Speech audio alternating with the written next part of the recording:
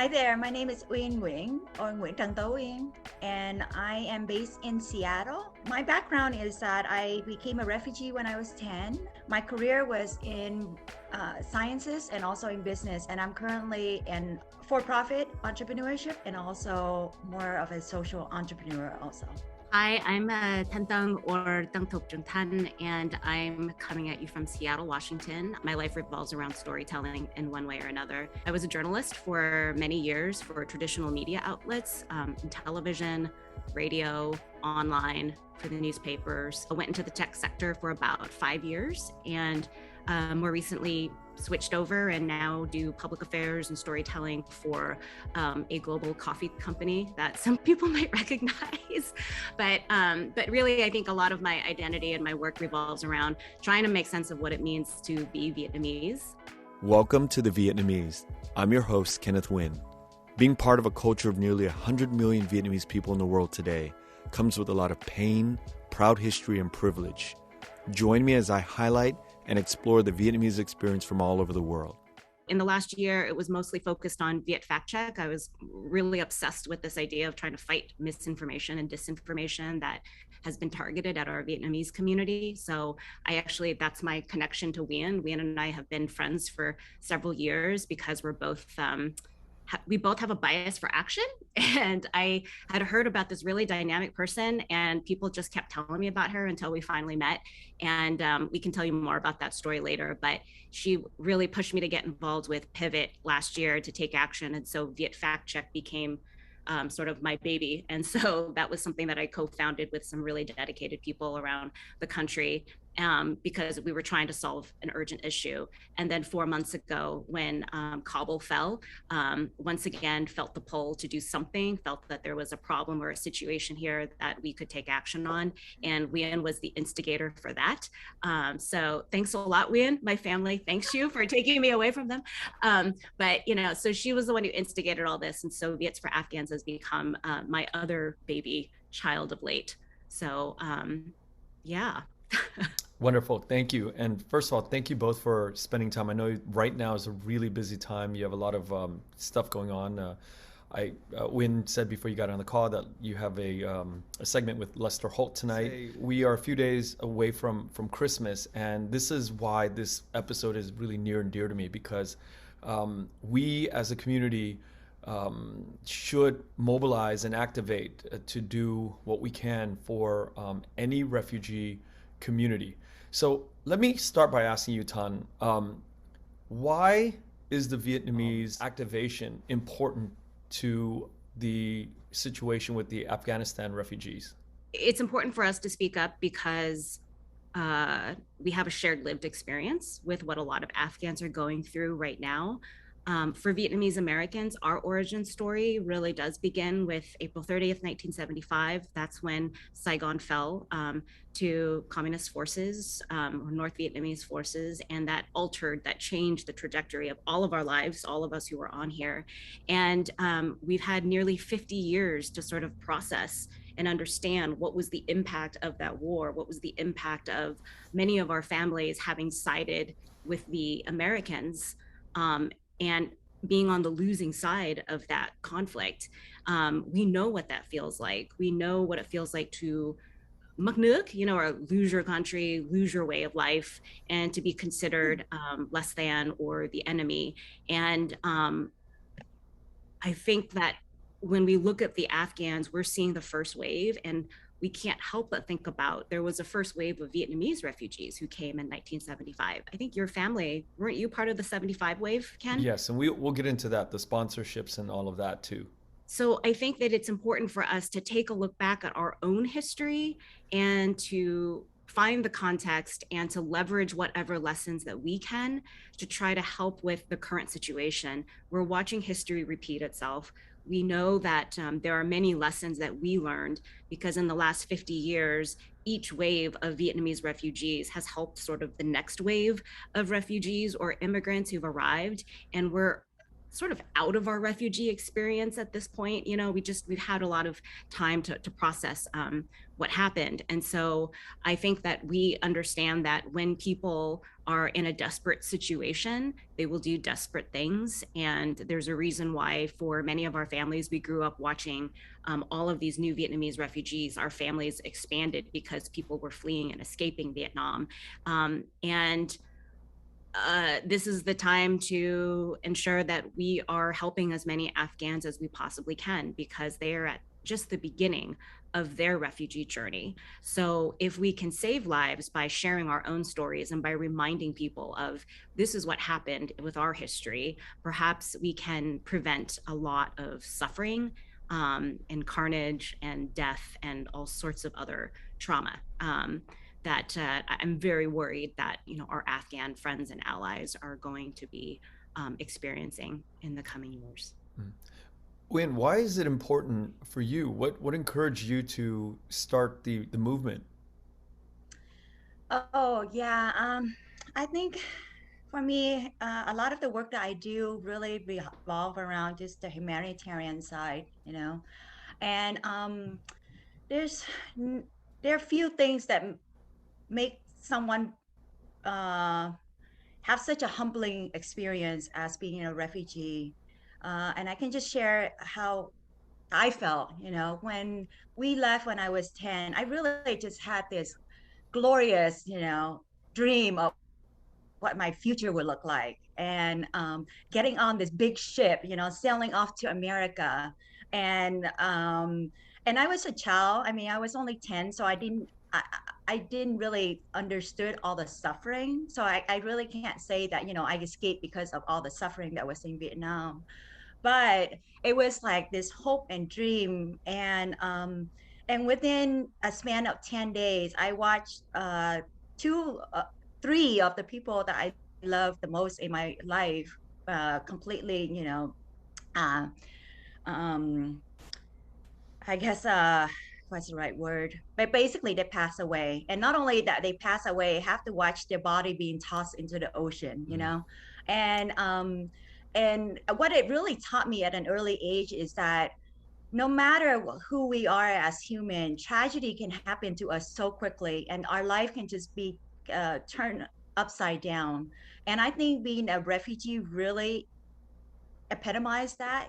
It just is really, it's this human experience where your livelihood gets stripped away, your profession gets stripped away, your identity even gets stripped away. People start misspelling your name. You don't have a place to call home, and just all that. And human, we don't have to be a refugee to go through those kind of experiences. You can be in a bad car accident.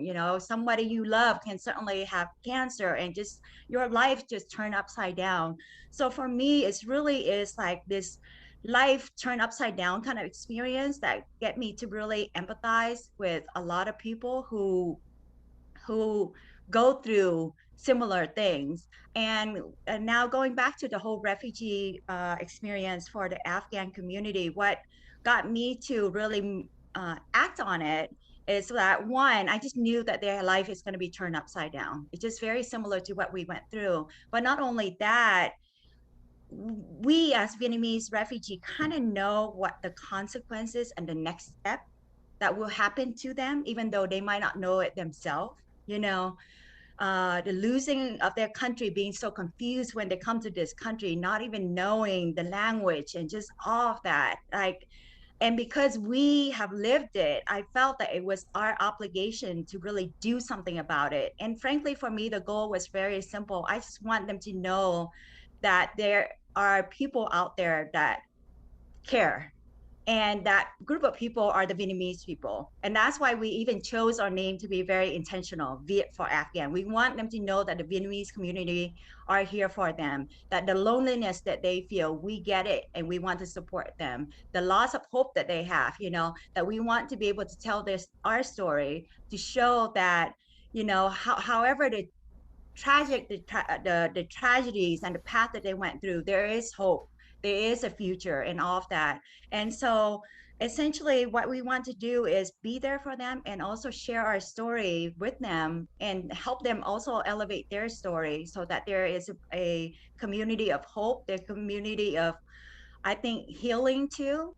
and along the way, hopefully inspire a lot of other Vietnamese to do the same, and other community to also do the same and be there for the Afghan community, like how other community were there for us when we first made our journey as refugees.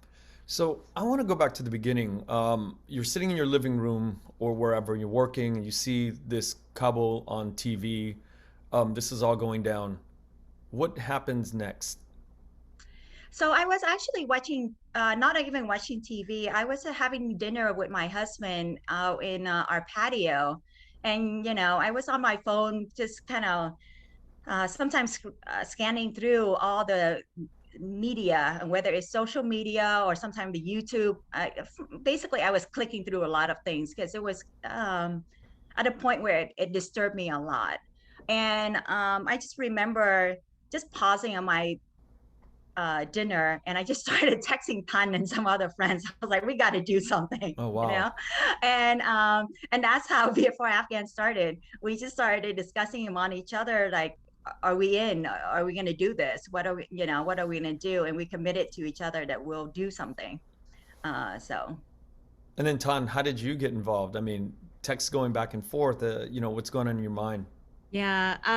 Well, I think we timed that at the right time, because I remember that Sunday waking up in August, waking up and seeing the news on social media first, and then turning on cable news and just being totally shocked. And I am not a refugee. I'm a child of boat people, but I think that it's really critical for me to remember that my parents fled Vietnam by boat, escaped 3 years after the fall of Saigon. So I just was thinking, like, I saw my parents, I saw our families and our aunts and uncles on television. When you see people clinging to airplanes and you see people scrambling and running, and it just felt like, I think I've seen this. I feel like I've seen it before. And in a lot of ways, I believe intergenerational trauma is real. And so it pulls at your heartstrings, and it just it does make you feel compelled to do something. So when Uyen texted, that's when, I think she had mentioned that,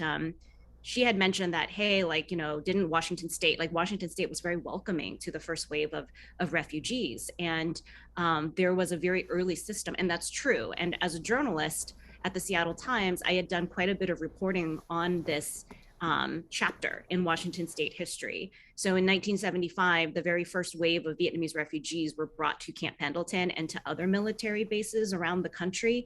And Washington State Governor Dan Evans, a Republican, was the very first in the state or in the country to welcome the Vietnamese refugees, to send an aide down to take a look at the camps, what was going on, who are these people, humanized these Vietnamese people who were brought here very unexpectedly.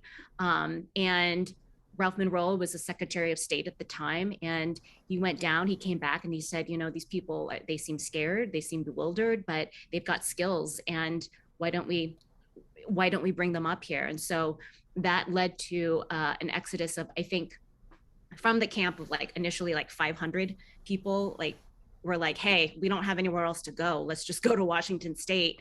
And that included a lot of friends and family and people that I know here in Washington. That's how they ended up here in the Seattle area. So it felt like, why don't we pull from that legacy and do something? At the time, we know that communities, churches heeded this call from the governor to step up, to house refugees, to help refugees with jobs, to befriend us, to help teach us English. They helped us take tests to get into state civil service jobs, things like that. And you think about that, and that's so extraordinary that there was no system at the time. These were just people who responded to this request to do something to help. And a lot of people did. And I grew up with certain white people, who were around us. And I always knew that, they were friends, and they made my family feel like we did belong, even though we felt I knew we were different. But Roger and Jerry, tell my dad to call them mom and dad and treat them like family. And so when you see that kind of, I think, love and support, it's super inspiring. So when Uyen said we need to do something, we knew the first thing was going to be, some of these refugees are being brought here. We know that they're on their way. The refugee agencies, what are they telling us they need? And they're telling us that they need housing. So that was why we decided maybe the first thing is let's sponsor. Somebody sponsored us, so let's try to sponsor some Afghan refugees and return this favor, or pay it forward, as they say. So what's the first thing, Uyen, that you do? You reach out to the refugee agencies, or what's the first thing that the action item that you have to think of? Sorry, my throat is hurting a little bit. Yeah, the first thing that we did actually was just discuss among ourselves. I think that when you work within a volunteer organization or just a volunteer group, you have to make sure that all your team members are very passionate about the specific project that we're working with. And so we had a very long as in text, it was firing back and forth and all of that. And we basically, I think I was the one who proposed to say that, let's figure out what is the bottleneck for resettlement agency and be the one that helped them unlock that, so that in that way we can resettle as many refugees as possible and get refugee from the camp, over to more permanent housing. And so and the team was on board with that. So essentially what we decided to do was that we would activate at least 75 Vietnamese to offer up their home for temporary housing. And how we got to that temporary housing equation was that during this period, we have been watching, all of us have been kind of like following the news and following the resettlement agency and hearing about what was the bottleneck. And they were saying that the bottleneck was really in the temporary housing kind of space, because they needed that bridge in order for them to buy time to find permanent housing for the refugees. So we called that first project 75 Vietnamese for 75 Afghan family. And then we just push out a call. We worked with a group, an Afghan group in Seattle that was working with the resettlement agency to kind of like parse out the donation and the help and all of that. So that was the first project that we worked on. Thanh, do you have anything else to add to that? Well, and the number 75 is significant just because we felt that that was when Vietnamese started coming to the US en masse. And so why not take that and try to create some kind of a catchy story, like from the get-goes, like there's a story that needs to be told here. So how do we get attention on that? And so the 75 for 75 was one way to do it. And I think that the other thing too was, as much as we were all feeling this, I think it was also in the back of our minds, we have to remember that we're Vietnamese and they're Afghans. And so we need to center this on what the Afghan community is actually telling us, which is why we immediately did the outreach to Afghan Health Initiative, which at the time was it still is a trusted agency that has direct connection to the Afghan community. We didn't want this to be all about what the Vietnamese community wanted to do. It's not about what we experienced and then transferring that. It's really trying to update and talk about like this concept of mutual aid. How do we do that in 2021? So yeah, but the housing then shifted to other needs. And it's hard to believe that it's only been 4 months, but I will tell you that Sunday was the day that that cobble fell. Monday is when Uyen texted all of us. Thursday, we launched our social media and decided to call this Viets for Afghans. And then Friday is when we had our first team meeting, and it just took off from there. So this just happened. It truly happened organically, and it happened really quickly. Can I go back to that statement you just made about mutual aid, which is oftentimes we think we know what's better for other people, whether we're parents or whether we're refugees trying to help other refugees. Was there a difference in what we thought in the organization 75 Viets for Afghanistan? Was there any difference that stuck out for your team that, wait, this is what we think is good for you, and then they said no? Was there any stark differences? Well, yeah, I think there are differences because we're talking about two different countries, two different conflicts, two different wars. We're talking about two different languages. We are talking about, the Vietnam War. Technically, the US was there for more than 10 years, but the war itself was about 10 years. The war in Afghanistan has been going on for 20 years. So the type of like relationships that I think Afghans have with the US government and US forces over the last 20 years is very different from the relationship that I think many of us had with the, US government. So I think it's just the different eras is one thing. The language is another thing. And then it was knowing that religion, many of the Afghans, they speak a different language, but they're also, many of them are Muslim. So, they're not different religion. And so I think we knew that the cultural differences were definitely going to be there. A lot of these refugees, like their diet, they eat differently from Vietnamese as well. But I think the basics we understood it was sort of the same, right? But I think the bigger challenge for us was trying to get this jump started and to get Vietnamese families to host their homes or host refugees in the middle of a pandemic. Like that's huge. And I mean, first of all, Vietnamese, it's weird because for us, when we came, a lot of our families, it's like, oh yeah, I had 11, 12 people. We were crammed like sardines into a studio or a 1 bedroom, And so like, we're okay because we're family. We really want to stay together. It's interesting because it's a lot to ask Vietnamese families nowadays. Will you house a family of 8? Is that okay? Like, it just doesn't, it's like we're in the middle of a pandemic and that's not our culture either. And so it quickly turned into, I can't house people because of the pandemic or because I'm not comfortable. I have immunocompromised, whoever in my household, but we want to help pay for their hotel or their motel or help to pay for their rent. We had Vietnamese people who were, I think some of the most impressive responses that we got were from elder Vietnamese who wrote to us in Vietnamese, and they're like, oh, bác còn nhớ hồi đó bác cũng là tị nạn rồi bác bây giờ bác có cái trailer, bác muốn share, được không? And like, and it's like, hear stories like that. And, and it's like trying to explain to them, it's like, we can't just go pick up these refugees and put them in your trailer, even though it's amazing that like you want to do that, but I think we did not anticipate the process was going to be what it has turned out to be. Would you like to add to that?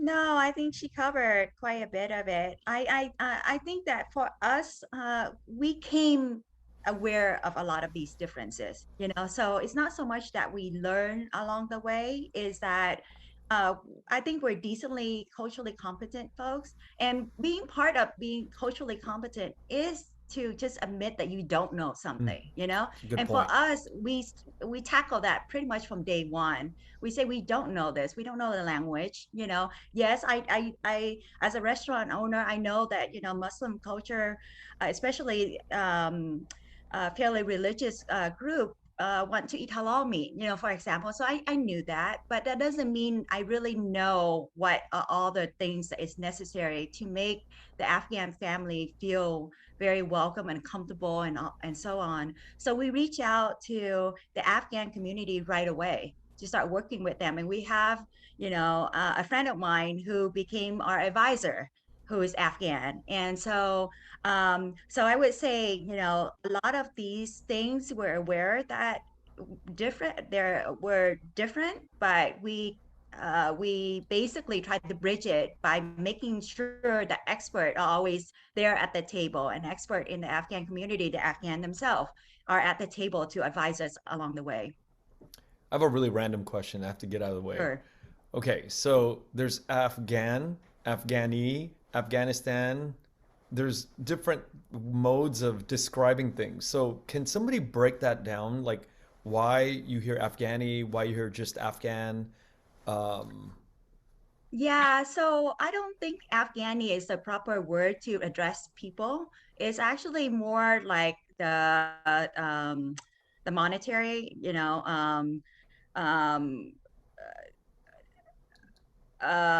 it's kind of like saying Oriental and Oh, and Asian kind of thing. And so yeah, so Afghan is the proper way to address the people. wow, this is good And to know. I'm glad yeah, I asked it. Really, so Afghani is like sort of derogatory. I wouldn't, sorry, I didn't mean it to be that way, but it's more like associated with a thing versus, you know, um calling someone Afghan, you know. So, um, and then of course, Afghanistan is just the country. And Country. so, So, when we think about our resettlement, it was kind of simpler with the religion because a lot of us were Catholic or some were Christians and the other groups were Buddhist. Buddhists, right? But now you're dealing with something totally different, which is you're dealing with Hoyao, you're dealing with Muslims, but you have this layer of the last 46 years living in the US of the way some of our older communities, Vietnamese communities, see the Muslim population. Can you both speak to the challenge of that sort of optics, the difference in that? you want to I tackle first? I guess, because of like I've had so many conversations with different people. I'm not going to name them because I don't think it's intentional to be xenophobic, or to have this prejudice against like Muslims. But I have heard this rhetoric though of it's too bad they're Muslim. It's too bad when we came here, we came to help America. We didn't come to hurt America. We didn't come, and there's this notion we've sort of whitewashed our own history a little bit. And sometimes the conversations that I will have with people who mention this difference is, it's like back when we were coming, everyone was afraid of communism. Yeah. Like, um, 36% approval rate during that period, which is, low. Yeah. They did not welcome communists, meaning yeah. us. So I think we came in the midst of a Cold War. Yeah, And it's the same communism, mechanics. remember that? Dong Sang was like the enemy. And so, and there were many people who were afraid of us, and we just either weren't aware, didn't know, or we forgotten.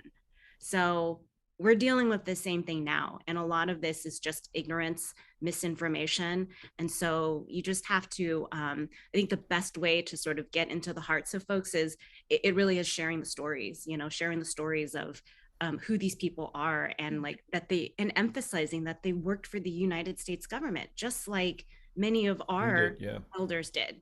The same thing.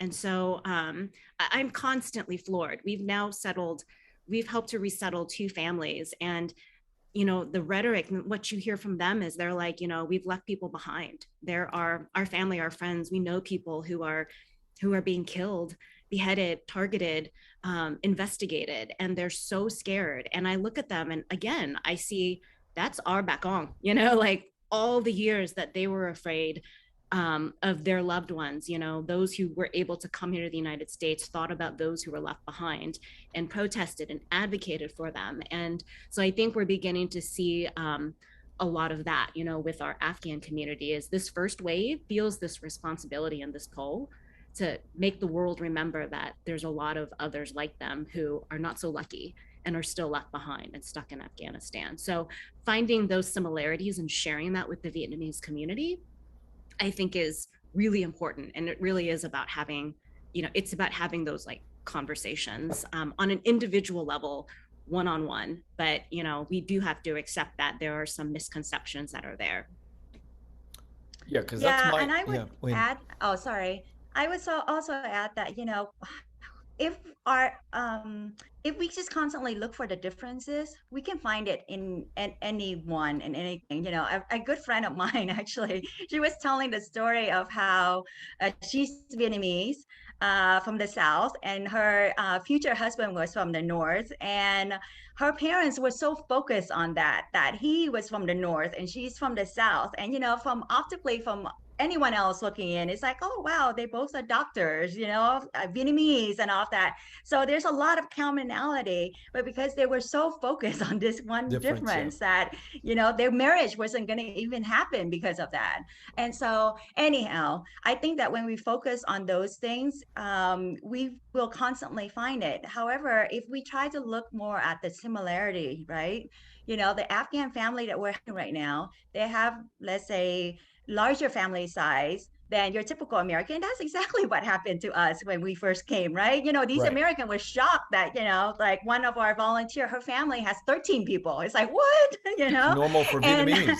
so, but Yeah. us, we get it because I mean, when you're in a war-torn country and you're kind of like poor, that's when people tend to have more kids, you know, because their kids are dying off.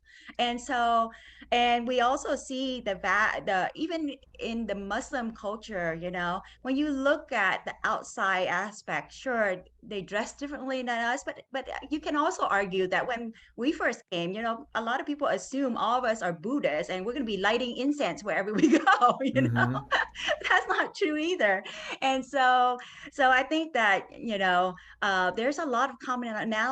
Their religion is really rooted in family and community, and that's also part of our culture, you know. So I would encourage our own Vietnamese community to look at it more from that lens than all the differences.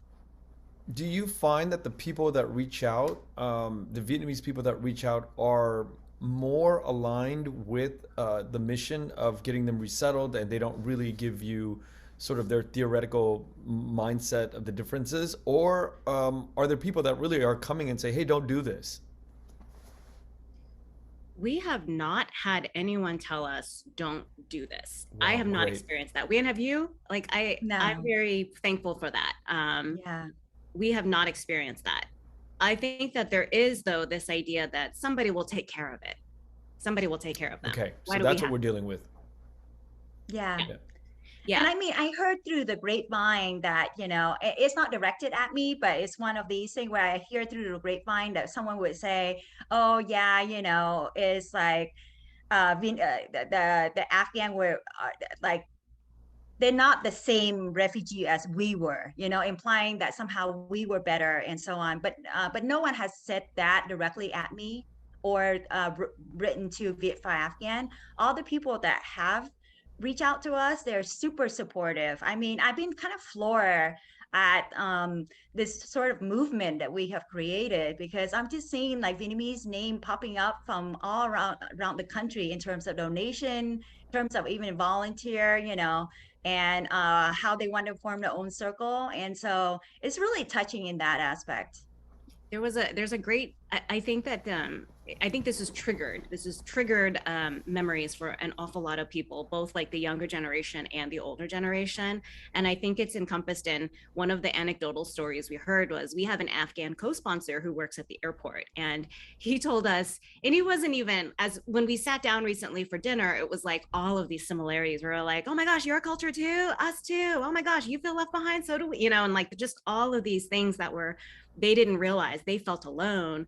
But I remember he was like, wow, I work at the airport, and one day they were I got a call and they said you have to go down to baggage claim because there's a Vietnamese man who won't go away. And like, so he goes out to baggage claim, and it was like, you know, one of our like Vietnamese back or Chu, and he Mm-hmm. had brought his own homemade sign, and he's like, where are the refugees, I'm here to welcome them, you know. It was And so touching. I mean, it was like so cute. And he was like, he didn't realize, he just thought that, you know, it's like he can come at any point and there's going to be like Afghan refugees at the airport. And I think that was, he was remembering the welcome he got, you know, What a when he beautiful arrived. story. And so he just randomly showed up, and he's like, we walked around, and, you know, and I'm like, I'm sorry, no Afghan refugees, you know, but the gesture, he's like, now I understand. I didn't know why they told me to go down there, because he was looking for Afghans, you know. And so, Wow. you know, I think that that gesture in itself, like, is was just super moving. But yeah, so I would like to focus on the fact that we are a very compassionate cộng đồng, and we're not that far from, we are not that far removed at all, like from the experience of being otherized, of being new, you know, of fearing for our lives and just wanting a chance to come to America and try to make something of ourselves, you know, like. Yeah. That Yeah. story is so cảm động. I want to rub nước mắt. Oh, Oh, really? It really is touching. Yeah, that is such a moving story, and I wish that there were more like it. Now, how many Afghan refugees are there right now in the United States? Oh, the exact number is really hard to pin down. that are You're waiting talking for about waiting sponsorship. for it. So the latest data show around 27,000 that are still in military bases that need to be resettled. And that's kind of like the number that we're focused on, because what we want to do is activate more Vietnamese and other community too. It doesn't have to be Vietnamese, but to step up and help sponsor these folks so that they can begin anew. It's tough when you went through all the things that you've done, you have to go through to be evacuated, and then to be stuck on the military base in the dead winter, right? And so yeah. I think big picture, I think it might be easier for people to understand sort of what, like, they have been coming. Afghans have been coming as refugees to the United States over the last decade or so. It's just that many of those, and these are people who served with the US military, so they have a special immigrant visa, and they've come in small numbers to the United States. But then with the influx, what happened is at the end of August, they were able to evacuate about 120,000 or so Afghans who were considered at risk or who were affiliated with foreign forces in some way. And so that was the mayhem at the airport in the days following the fall. So roughly 120,000 came out. I think it is scary, the similarity, because it's about 120, 125,000 Vietnamese who got out in 1975 before April 30th. In this case, they evacuated them before August 31st. And so once those people were removed, they took them to military bases all over the world. And with a number of them, I think it was like 70, 80,000, that's not verified, a good number of them were brought to the United States. And again, that similarity of no one knew what to do with the Vietnamese refugees, so they put them in bases across the United States where they were languishing for months until sponsors were willing to step up in communities all across the United States.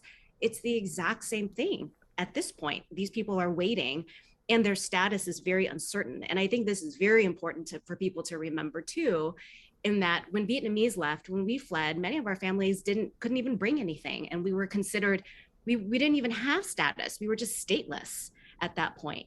And that's the same case with a lot of these folks. And now they're stuck and it's hard to verify information because they left so quickly. And so there's kind of a bureaucratic hell that many of them are sort of stuck in, and so I think that, the outside world is so focused on, they need to go through a process. They need to show proper documentation. And I think that's one of the things that we've learned through hearing these stories of people coming out of the military bases is it's so difficult every step of the way. Like getting out is just the first step. And then it's really, really hard to move forward. And in a lot of ways, our US system and how we're working and how we're processing this, we're making it harder, for these people. And again, you have to go back to the Vietnamese experience. It took time for them to process us and to get us out, into the communities around the country. And so just super similar, very similar situation. And some of these people are considered, they have special immigrant visas. Many of them are what are called humanitarian parolees. Uyen can explain that better than I can, but I think it's very important. The discussion that we need to be having about this is to not otherize and say these are random people who don't deserve to be here. I'm very, very concerned about that narrative being out there. Uyen, do you want to expand on that at all? Yeah, so one of the things that, I thought I really knew about the Vietnamese journey, but I didn't until I started digging into this project, and one of the misunderstanding I had was that when we came as refugee in 1975, the country basically took us in, gave us residency status and all of that. It's not true. Is that we were evacuated, we came, and the journey looks very much like what the Afghan are going through right now, and we were considered humanitarian parolees. And so what that does is that it allows you a temporary stay in the United States, but that doesn't mean that you can stay permanently and you are at risk of being deported, similar to what a lot of Afghans are going through right now. When they're being evacuated, they are just more on a humanitarian parole status. And so, and as Thanh mentioned, the process is not smooth, right? I mean, this is chaos. This is like an emergency. So it's not like everybody have the proper paperwork in hand, and some come from the villages, so it's not like they can just go home and suddenly grab their birth certificate and so forth. Right. And so it's a very chaotic process, and the layer of bureaucracy that we put in to just make these folks justify why they can stay in this country after we actively as a nation airlifted them out is frankly really ridiculous. And we did the exact same thing during the Vietnam War, during 1975. And so you would think that we would have learned from that process and not do the same thing to the Afghan community. We're doing exactly the same. And so yes, the journey for them is still very hard. Even the families that we're helping right now, because like there's mistype in the name, and that happened to even my own name. It's mistype, and then it just doesn't look exactly like how it is on the paper, and they think you're faking it. And in my case, like how Vietnamese people write our name, right? We write the last name first and the first name last, kind of thing. And then, Right. when you're not familiar with that, you flip it around. Or in my case, they ended up writing my middle name first instead of my first name. And then so things like that, it just becomes so much of a headache, because in that time when they're waiting for their documentation to finalize, including just social security number, they can't work, they can't have access to certain benefits and so forth. And so, and of course, that's uncertain future, right? That uncertain future, that can I really stay here?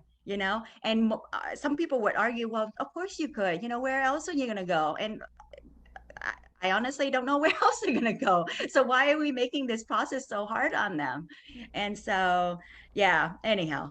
Yeah, I mean, if I'm thinking about it just from a layperson, I'm sitting here going, well, and I'm just thinking out loud, and I want to get this resolved in my mind. Like, I have a lot of fear, and that's just me in my own head. And it's not even a fear of Muslim or Christian or anything. It's just a fear of another person. Like, I think about like some stranger entering in my life, and I have young children, and how do I know who these people are? I think that's like the base fear of humanity. We struggle with this, and we forget that my parents were sponsored by this generous church family, and the fear is what holds me back, or not even holds me back, it slows me down, because I've been asked to participate and become one of the five of a team. And I'm doing it, but in my mind, I'll be honest with you, there are hesitations. There's, I'm walking in a layperson's shoes when it comes to this sort of thinking. So it's like, okay, is there a background check on this family? Do we know Kililit, right? Do we know the history of the family? What do we know? And so that is really what slows me down.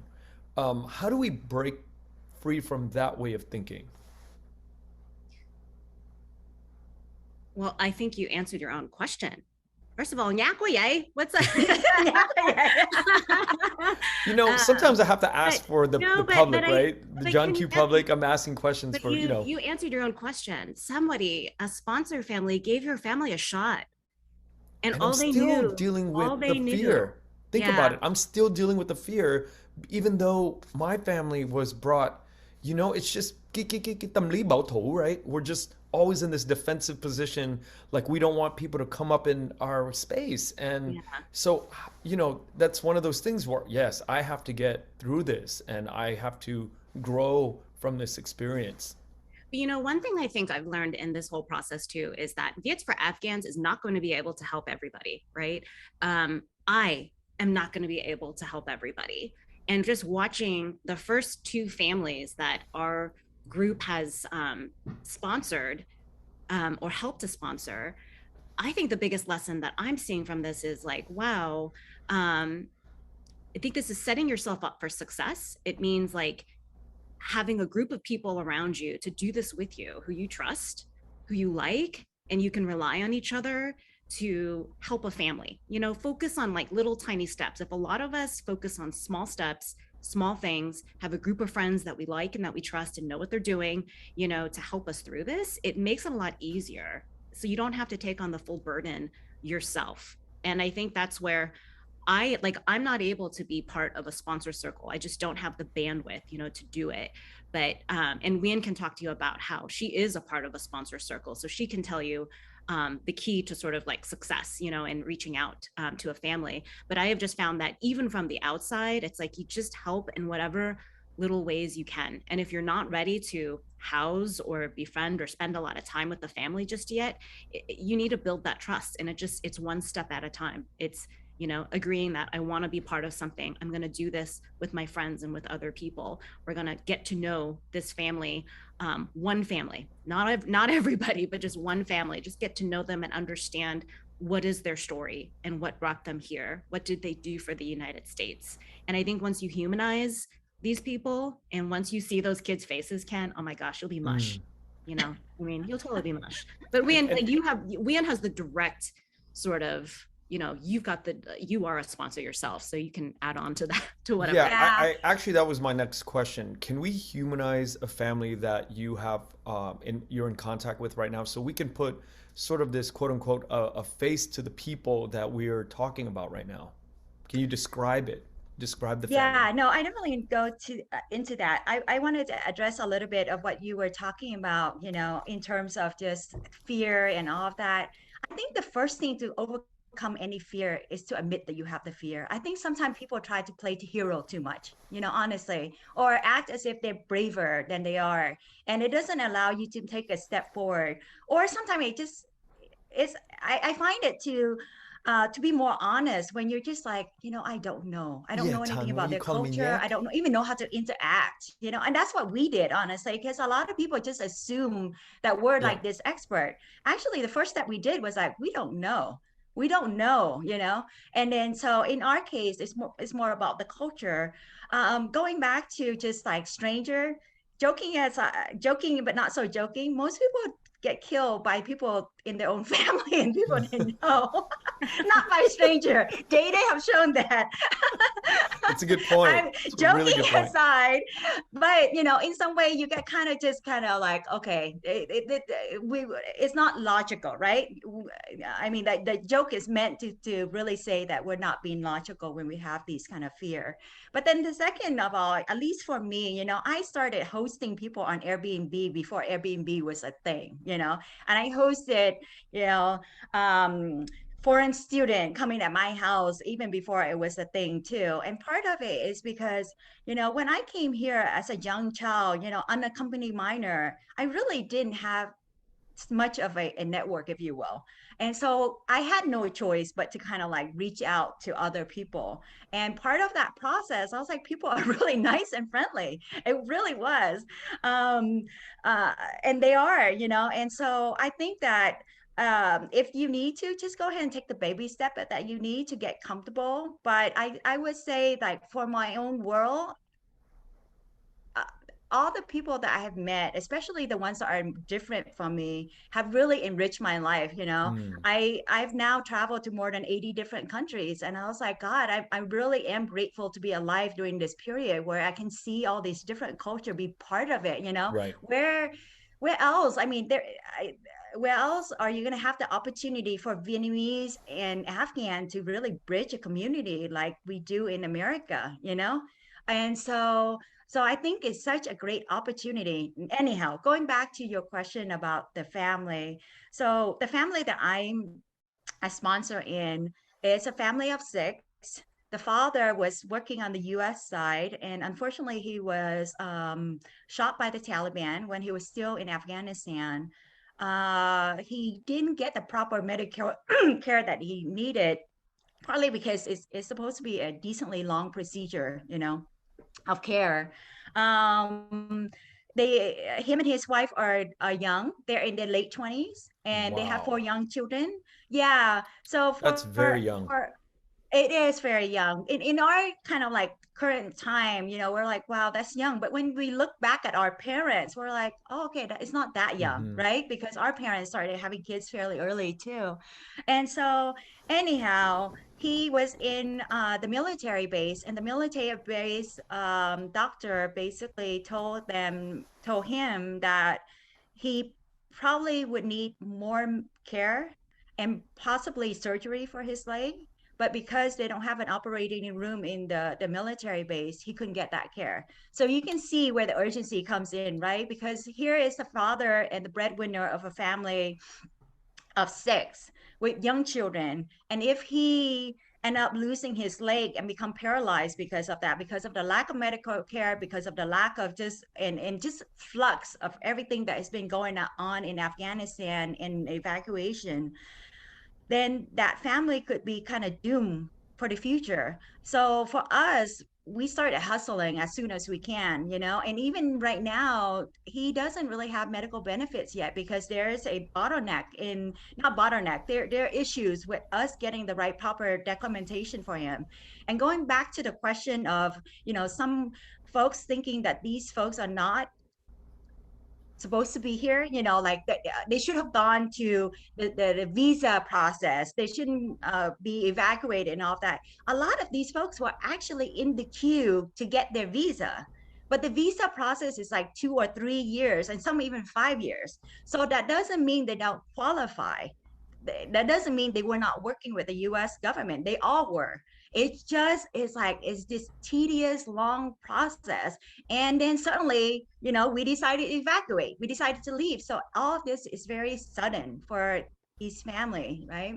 And so anyhow, going back to the paperwork and so on, we're having issue getting all the proper documentation for him. And in the meantime, his medical care has been delayed. And so essentially what I did was I tapped into some of my medical friends community. And then tomorrow, he's actually getting free medical care from one of this doctor who decided to step up.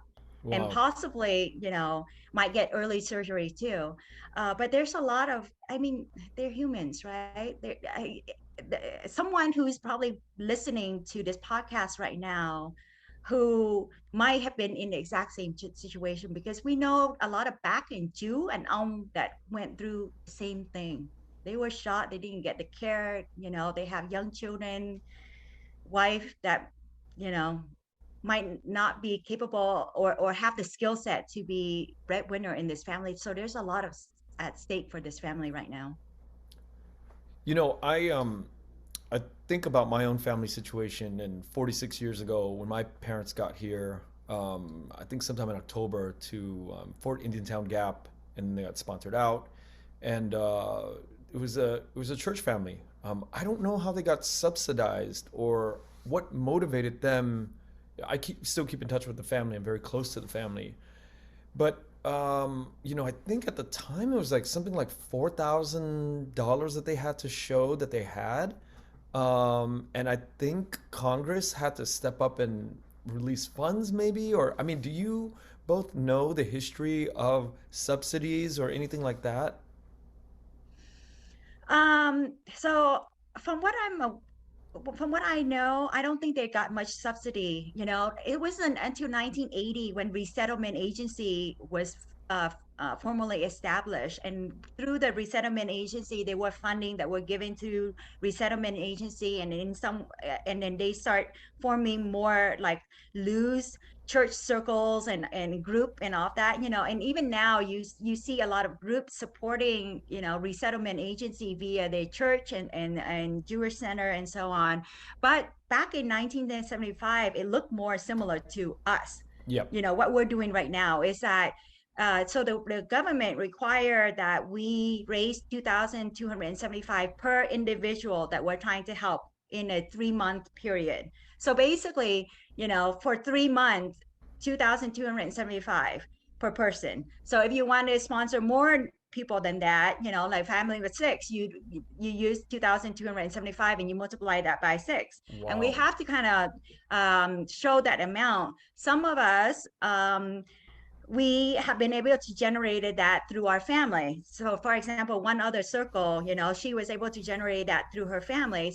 Some of us, we just fundraise, they don't really care where that money came from, as long as we have the money. And that money is to ensure that we have the funding to take care of the family wherever needed. What we have found ourselves is that the community have stepped up in major ways. And I'm not even talking about Vietnamese community. The story I posted on my Facebook about a week and a half ago. I was like, I need 2 used cars for these 2 family that we sponsor. And within a week, we got 2 used cars. One from a Vietnamese woman and one from a Pakistani woman. So anyhow, uh, I think back in 1975, it looked very similar to the circle that we're doing right now, not so much through the resettlement agency kind of model. I think there's always been some, I mean, eventually I think there was some federal funding, you know, like emergency funding or something that went to states, but it really was like, it was a private effort. It was communities and your sponsor. You should have this conversation with your sponsor while you still can about what they remember about what kind of support they got. My dad came in 78. Our sponsor was my uncle, my Zhu, you know, and he had come at that first wave. And I remember my parents were like, they didn't give him money. I mean, they gave him money just to get us like a new bed or something. But my parents, by the time they came in 78, there was federal funding. There was a grant that was given, I think, to refugees at that time. This is before the 1980 Southeast Refugee Act, you know, that came out. And so I think that this is an incredible gesture by private citizens over a number of years. You know, that's what was happening, and it's what's happening now. Even though there is federal funding, there is a resettlement program, there are all these agencies that help refugees. What we're trying to do is supplement what they are doing. They're so tapped out and so just out of bandwidth at this point, that we are taking it on ourselves. Let's try to go to the community, and this is a private sponsorship. Try to find people who share our values and want to help these families. So that's another, you know, your point and your experience brings up, you know, just a reminder that like it's citizens, like regular everyday people who are making this possible.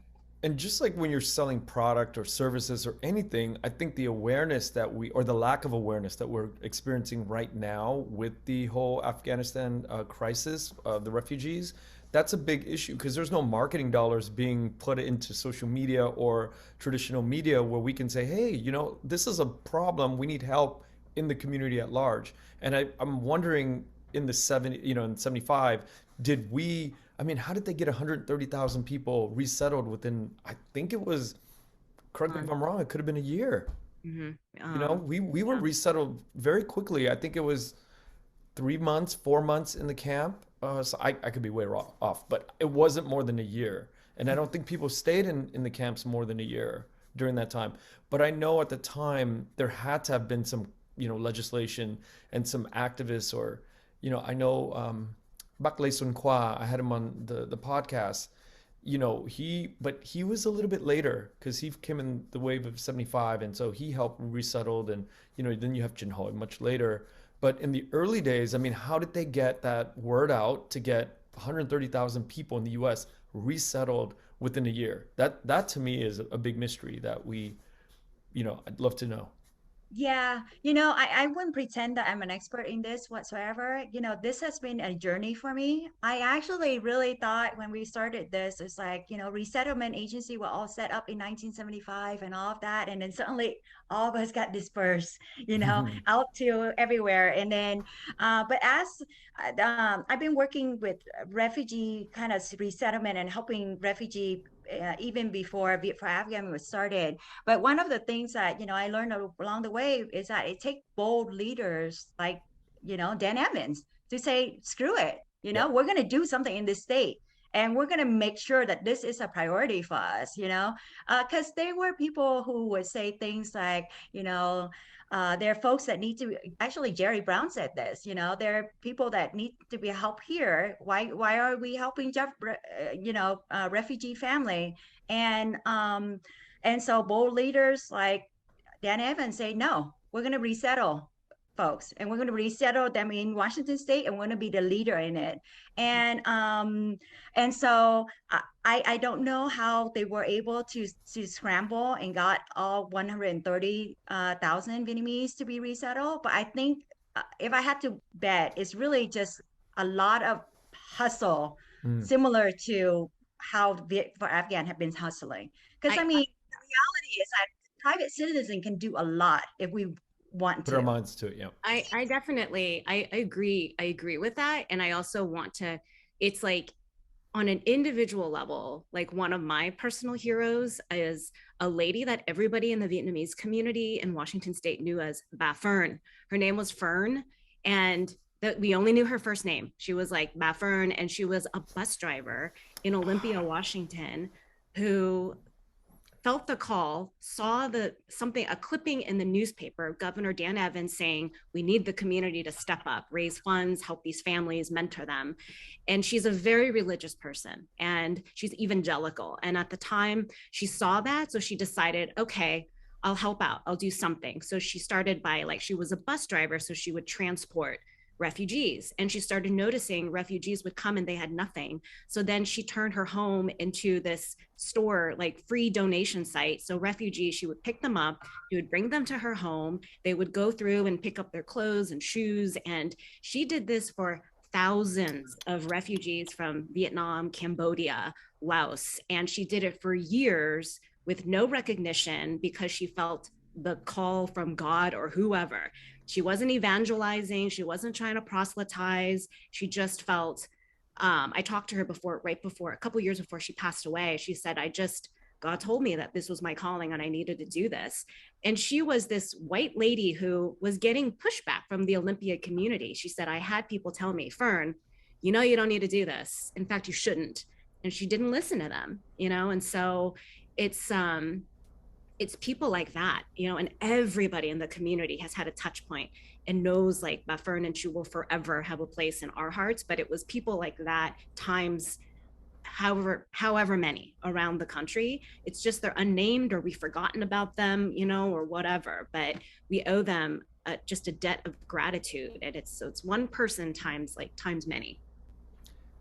Before we get into the logistics of how this program works, can I ask you both how your own families, parents feel about the work that you're doing?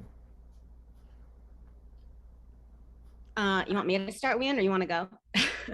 Yeah, so I haven't really talked to my dad much about the Viet for Afghan project, but before Viet for Afghan Afghan started, I wrote an article, and it got picked up by a BBC Vietnamese, and then I was also on CNN and so forth. So basically, I was getting media coverage for my work with refugees, and but part of that was that I decided to be open about my own story.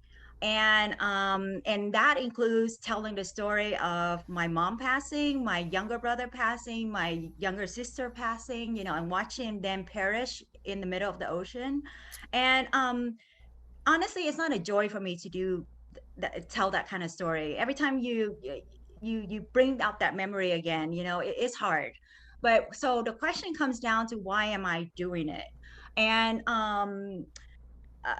because a lot of my friends, by the time I made it public, meaning that I became not only a supporter, but I became an advocate, right? I am like out there in your face telling you that we need to help refugees, and telling my own story. Like, many of my friends back in junior high school, like, they had no idea, and I was never really, I have never been ashamed of being a refugee. I've never, been ashamed of being Vietnamese. Actually, any close friend who would ask me, I would tell the story. But it's just not something that I felt like to talk about, especially in this country where a lot of people don't even know what refugee really mean. It's just like there's the disconnect. So when I decided, what made me decided to tell the story was when I just, it was a combination of watching several things, but I remember hearing one person on TV making a comment that what kind of mother would let their kids, this horrendous journey. And I just got triggered really quickly. I was like, the kind of people, the kind of mothers are my mother, and my mother was like, probably the best mother I can possibly ask for. I mean, we grew up with so much love. And so for me, it's like total bullshit that someone would actually go on TV and kind of like just lynch a refugee and a refugee mom like that. And I just felt this calling that I would not do service to the life that my mom risked her own life for, and the future and the opportunity I have if I don't stand up for all these refugees. So going back to the question about how my dad feels about this, he didn't like it.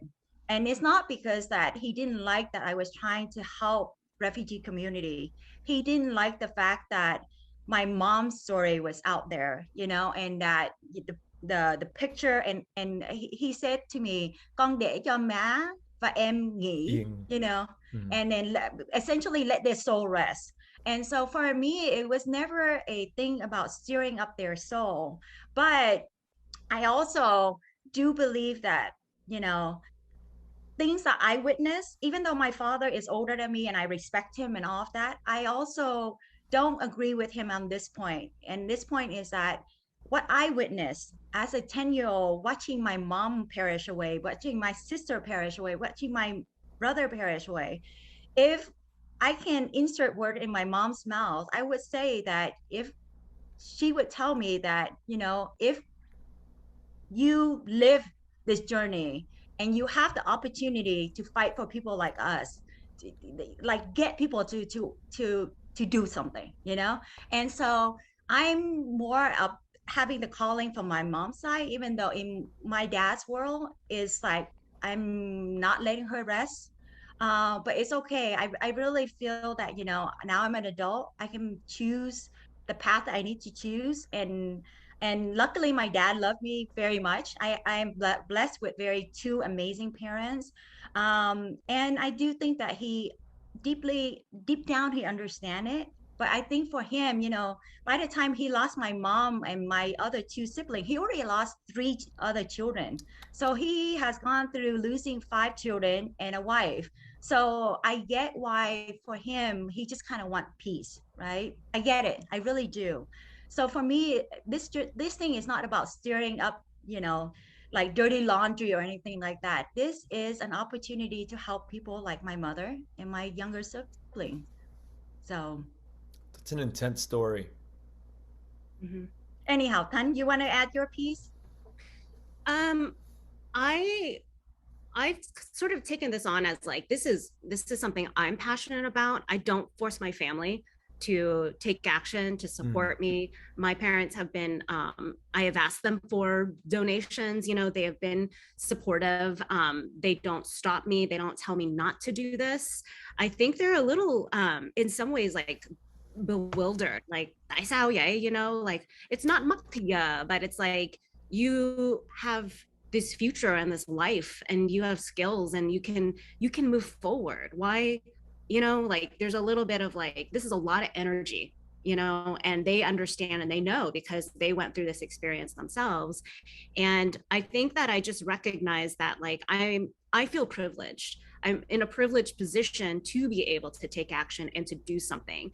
And I think a lot of our Vietnamese relatives, brothers and sisters have just been through too much. And I don't expect them to take this up, and to carry this, to carry this work forward. Like for those of us who have energy and a desire to do something, like to each their own. Like I just don't judge them for not being as involved, as I am. And I'm very protective of them as well, because I've learned sometimes, I'm a storyteller and my family is my ultimate muse.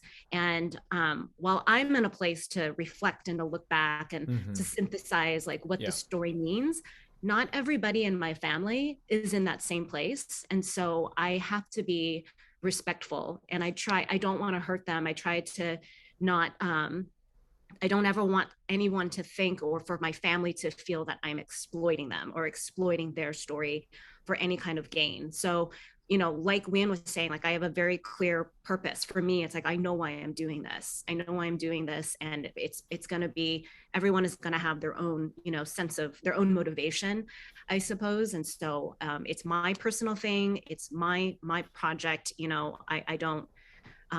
So that's that. But I mean, my family is but they are overall incredible, and they drive everything I do. I am who I am today because of them, and so I'll always be grateful, for that, for their love and their support. Thank you both for those answers. What are the steps after somebody listens to this today and they say, I want to sign up and I want to do something? Yeah, so one, they can just email us directly. The best resource is on our website, so vietsforafghan.org. And then there's contact information. There's a link for donation. There's link for, that tell them a little bit more about the Sponsor Circle project and so on. I would say the most urgent thing that is needed right now is a combination of money or people stepping up to be sponsor. Actually, if enough people can step up to be sponsor, then we can move similar to what the community did in 1975. You can actually move 130,000 people within a year, right? And so right now we have about 27,000 left in the military bases that need homes and need to be resettled throughout the United States. If more people step up, that can be done within a month, And so I would say that's probably the most urgent need. What will happen is that a lot of folks will feel very overwhelmed by this. And I get it. I mean, we felt very overwhelmed by it when we first started.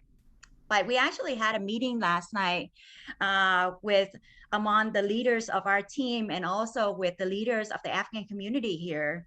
And we are in the process of forming what is called an advisory kind of team.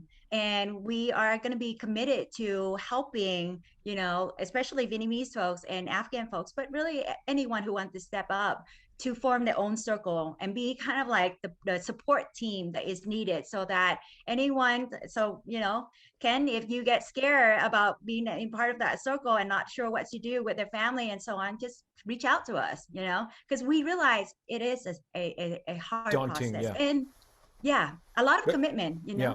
But just for the very record, rewarding too, right? Yeah, I've gone through the Sterling background. Is it Sterling background? Exactly. Yeah. With Jin Hoi walked me through it all, and he's formed a team. He's formed a team with a few of our friends. So I'm on board, and but I just wanted to voice my fear and just be honest about my knackness, right? Yeah. No, I'm glad you did, because I think sometimes people, they don't want to talk about it. And because they don't want to talk about it, they still live with that fear, and that fear keeps them from doing anything. But by you voicing it, then at least, you can bounce it off with other people, including us. And then we can work together to help overcome it.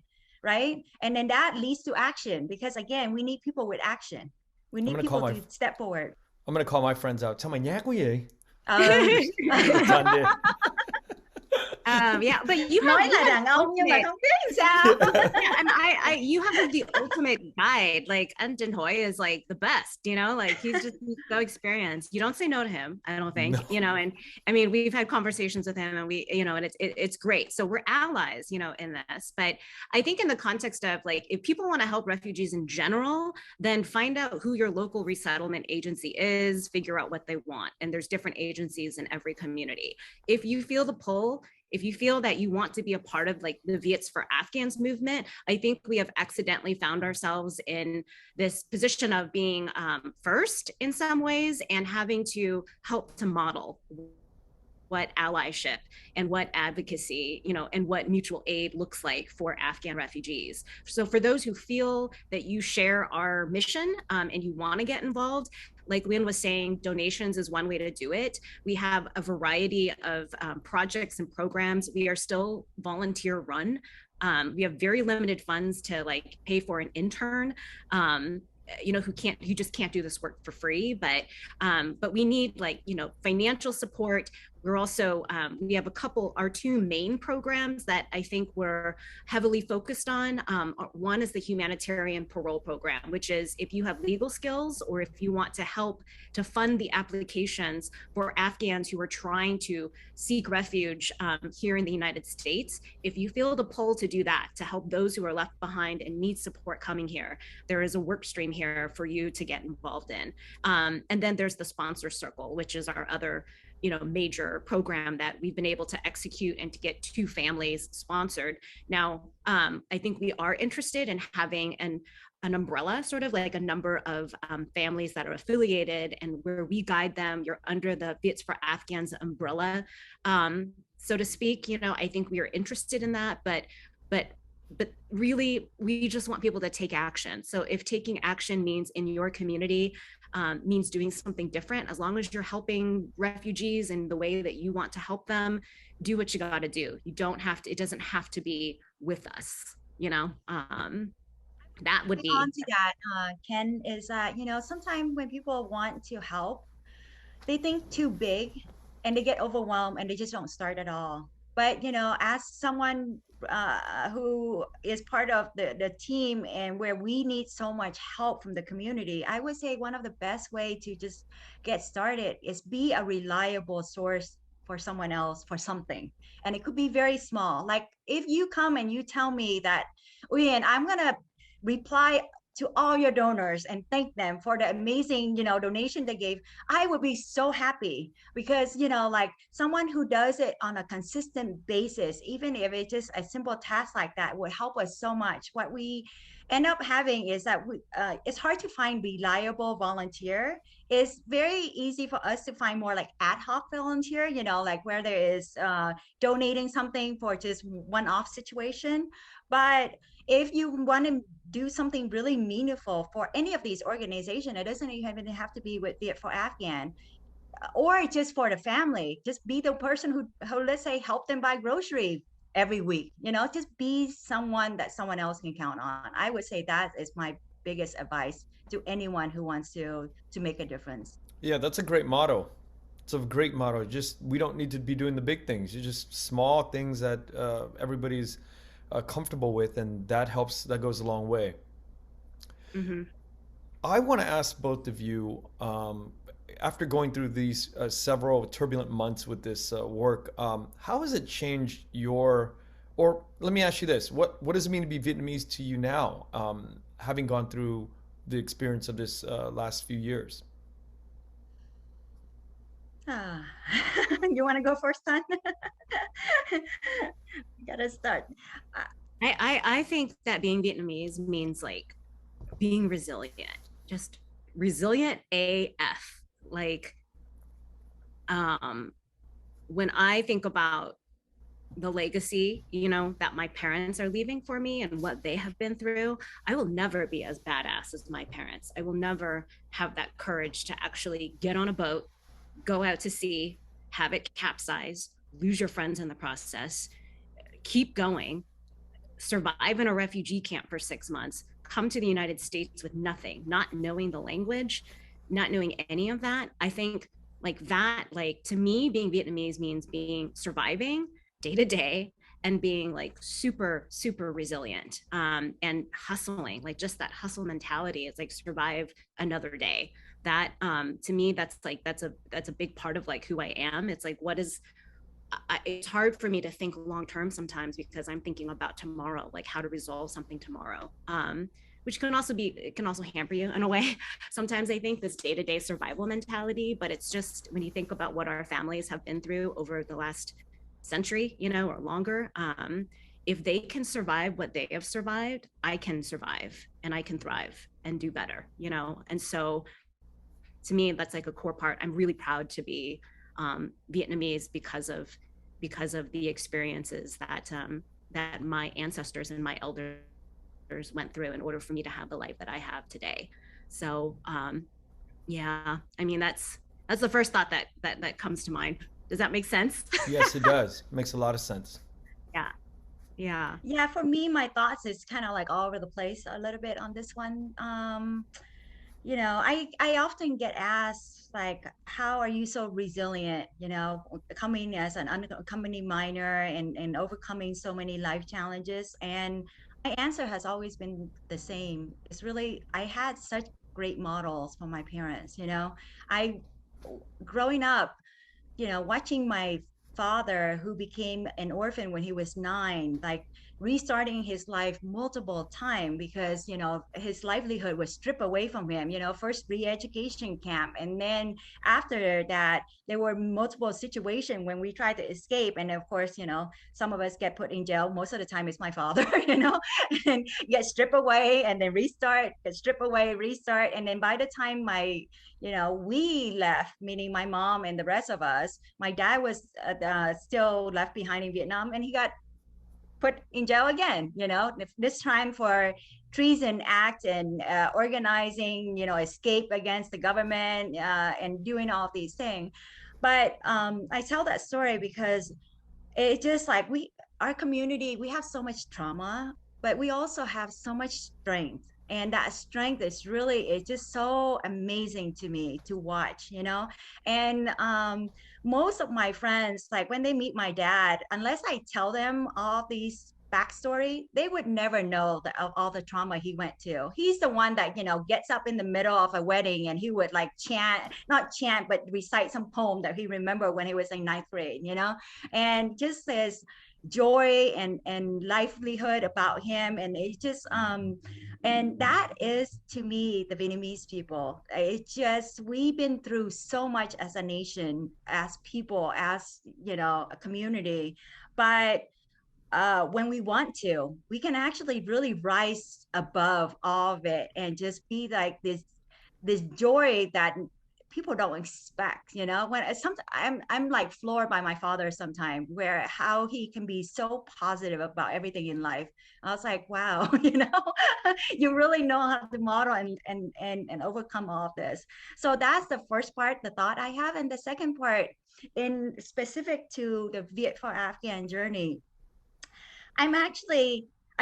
there are certain things that, being an advocate, I do, bring to the forefront regarding like the US and how we can be better and so forth.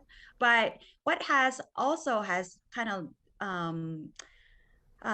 more like solidified for me in the last several months is like how amazing it is that, we live in a country where Vietnamese can come together with an Afghan community. And I actually told some of our Afghan, partners this, and also our Viet for Afghan team, that I think that when we look back in history 20 years from now, Washington State will have one of the strongest Viet and Afghan community and friendship. And that can only happen in countries like this, very few countries, and the United States being one of them. And that is really, to me, the power of the diversity of our nation, the fact that, we do have certain friction, but we have such richness in this country that allowed that to happen. And I'm floored by our friendship with the Afghan community. And I can't wait for to see what will happen in the future also. Today is a privilege for me to sit with both of you, hard-charging, warriors out on, on the front line of this sort of activism and advocacy to help people who have no idea what the future lies for them ahead of them.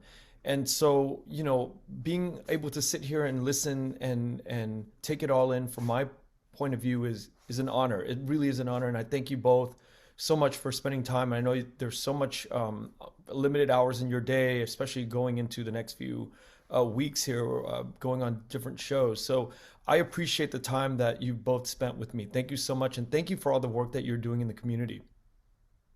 Yeah, thank you so much, Ken. We appreciate it. And good luck, because we're looking forward to hearing about your adventures as a sponsor. Yeah, I think we should talk about it in a few months and see what it all turned out, what it's looked like. I would love to get to know a few Afghan families. Yeah. Bring on Jin Hoi and Ju Nam Lao too. Yes. Yes. Thank you so much once again. All right. Thanks, Ken. All right. Bye-bye. Bye. Thank you for listening to The Vietnamese with Kenneth Nguyen. The Vietnamese is produced by Brittany Tran and Javier Proenza. Special thanks to Jane Nguyen, Catherine Nguyen, Tina Pham, Sydney Jamie, and Christo Trin. Please find us on Instagram, Facebook, and TikTok at The Vietnamese Podcast. You can also find us on YouTube, where you can subscribe, like, and comment. Please rate and give us a review wherever you find our podcasts. Thanks again for listening.